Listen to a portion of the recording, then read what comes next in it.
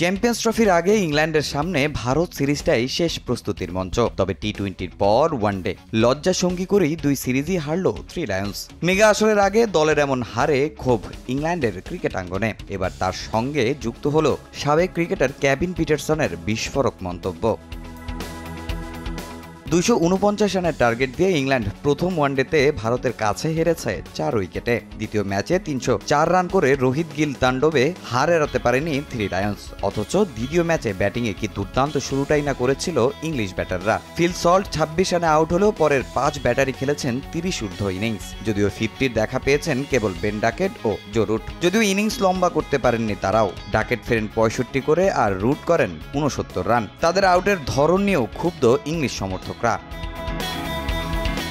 দলের এমন বেহাল দশা মাঠে বসে দেখেছেন সাবেক ক্রিকেটার কেভিন পিটারসন। ছিলেন কমেন্ট্রির দায়িত্বে। সেখানেই প্রশ্ন তুলেছেন নিজ দেশের ব্যাটারদের পেশাদারিত্ব নিয়ে। মাঠের অলরাউন্ডার আমি, আর ঘরের allrounder Tylox. Tylox toilet cleaner, clean মানেই টাইলক্স। দেখে মনে হচ্ছে তাদের সেঞ্চুরি করার ক্ষুধা আর ইচ্ছার ঘাটতি আছে। এই ম্যাচে এমনিতেই 350 রান হওয়ার কথা ছিল, কিন্তু তারা করেছে মাত্র 304 রান।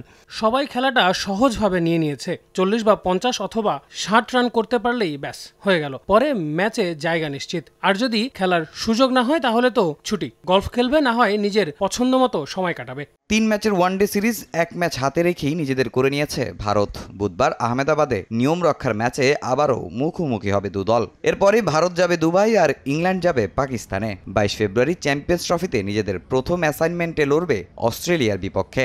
মেগা আসরের লড়াইয়ের আগে তাই ব্যাটারদের আরও দায়িত্বশীল হওয়ার পরামর্শ দিয়েছেন কেভিন পিটারসন। তামিম হোসেন, সময় সংবাদ।